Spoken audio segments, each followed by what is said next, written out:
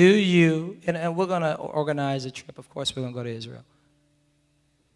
Do you connect? Do you connect with Israel? Jesus was Jewish. Jesus was very, very Israel focused. He was very Jerusalem focused. Right? He even said, "O Jerusalem, how long have I sought you? I wanted to gather you, but you wouldn't allow me to." God's heart is for all nations, and in particular, Israel. So it's our duty as believers to stand with Israel. Not to stand with Israel. Now here's what I wanted to point out. Not to stand with Israel against another nation. That's not Jesus. That's not Jesus. But to stand with Israel as a people, as a covenant people. Because I think you can stand with Israel and stand with other people. I do it all the time. I'm not against anybody. Standing with Israel doesn't mean that you're against anybody, but what we are against is spiritual wickedness in heavenly places. And believe me, it is spiritual wickedness in heavenly places that empower the spirits and the minds of terrorists. And the sad thing, I can't wait until peaceful Muslims begin to stand up and condemn the militant extremists. Why doesn't that happen? That's what I'm wondering. And it's no knock, but I'm just curious, and I want to get into dialogue because I never hear about peaceful Muslims. And you have peaceful Muslims. I know some. But they never, and I don't know if it's fear-based or whatever, but they never condemn the atrocious acts of the extreme militants. They never do. I never hear it. I'm just saying. Maybe it's because maybe somewhere in there's something that is in agreement. I don't know. I'm not making a judgment. But I'm saying standing with Israel doesn't mean that you're standing against Palestine. I got friends, I got pastors, friends that live of Palestinian descent that live in Palestine. But as a believer, we got to be watchmen. Because don't you think for a second, if Israel gets pressure from the international community to lift its security practices, guess who they're coming after next? Make no mistake about it, right here. That is what knits Israel and the United States together, is our love for democracy. And all these other nations, many of which have Sharia law in place, and that is not democratic. You can die for being a Christian. So I'm just saying be awake. I'm just saying be aware. I'm just saying don't be influenced by media that portrays this small country as a brazen bully. It's impossible. They're just protecting themselves. I don't agree with anything that anybody does. I don't even agree with everything that I do. But I'm saying, study your word and don't fall for the okadoke. Today, I've been invited, and if you're led, come. If you're not, don't come. It's fine. But I've been invited to, there's actually a very large rally pertaining to this issue. I think there's a flotilla coming, another ship that has left Turkey or was getting ready to leave Turkey recently to do this. So this thing, and let me just say this, it wasn't about humanitarian aid. It was a strategic and clever move. That was smart. I'll give it to you. It's smart. Promote a humanitarian aid effort that you know Israel's going to intercept and make them look like bad guys. That was brilliant. It was. That was great. From a nation who is an ally. Turkey is an ally, although it's a predominantly Muslim country, which is pretty much like the last straw. So just be aware of what's going on. We're in the end times. We're in the last days. Don't be asleep. Don't be so caught up in your own thing that you're missing what God is doing. Don't do that. You'll be blind, and stuff will be happening, and you'll be out of the timing of God, and you'll look up, and there'll be loss in your life, and I don't want to see that happen to you. The safest place to be is right dead smack in the middle of the will of God. Today, I've been asked to share with a few other leaders. I actually have to leave shortly at just a rally, a peaceful rally to show support of the existence of Israel. Now, there'll be some people there who are for Israel and against everybody else. That ain't me.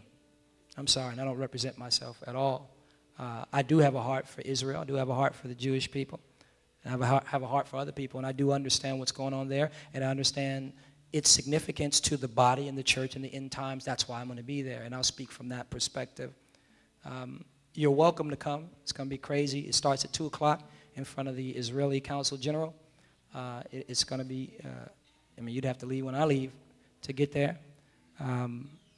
But certainly pray for me. God is doing some really, really incredible things that will require from you, for me, much prayer. But I think it's powerful. Another thing I'll say as I'm winding this thing down is get involved. If you're not involved, we have to break the take mindset as it relates to church, right? We're coming to church to receive with really no intention to contribute.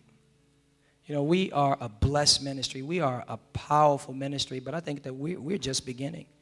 We're just budding. And I want to see you activated in your giftings. I want to see you activated in your service. The scriptures say one can chase 1,000. Yeah, I can chase 1,000. That's a pretty good odd. One can chase 1,000. But two can chase 10,000. So in other words, when things are multiplied, there is an exponential effect and impact. Are you hearing what I'm saying? So I want to release you into your callings and your purpose. Get involved. Right now, the Destiny Center is at the forefront of the mission of One Church International. Get involved. Sow into it. Give. Give. It's a huge vision. It's a huge undertaking. We're not just a church. I am not interested in building a building.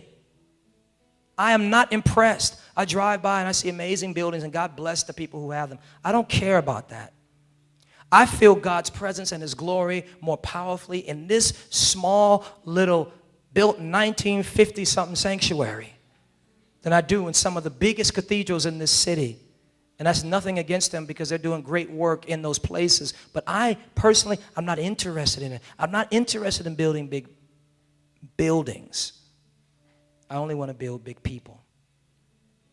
And not just building big people for the sake of having a bunch of big people sitting in church.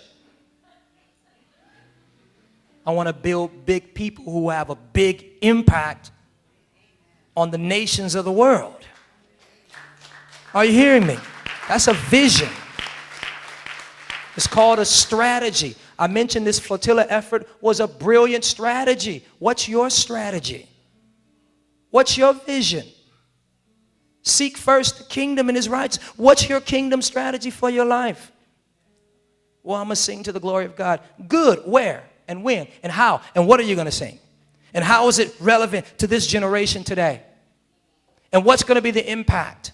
And who are you going to mentor along the way? And how are you growing and evolving in that? Are you feeling me? This is a movement, not a church.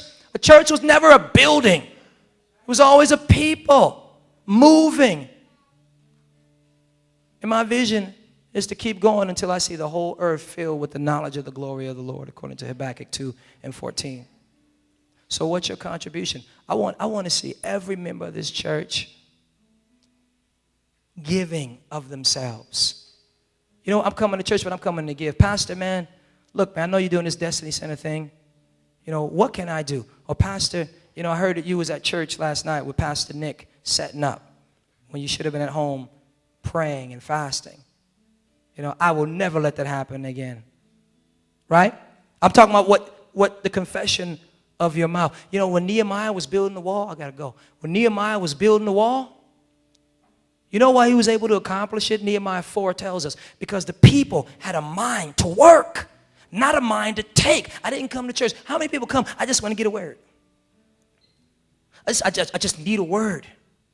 That's great. We all need a word sometime. But you can get a word at home. No, I came to give. There's something happening there. And yes, it's a great ministry, but it can be so much greater. And when a whole bunch of people do a little bit, or little people do a whole lot, however it pans out, I guess because we're a relatively smaller community, maybe you have to do more. But let's make this thing happen. There's a great destiny on this church. What are the history books going to say about you when you're gone? You lived. You took up air. That's cool, whatever. That ain't what it's going to say about me. Martin Luther King said something profound. I'll end on this note. He said, if you don't have anything you're willing to die for, you're not fit to live.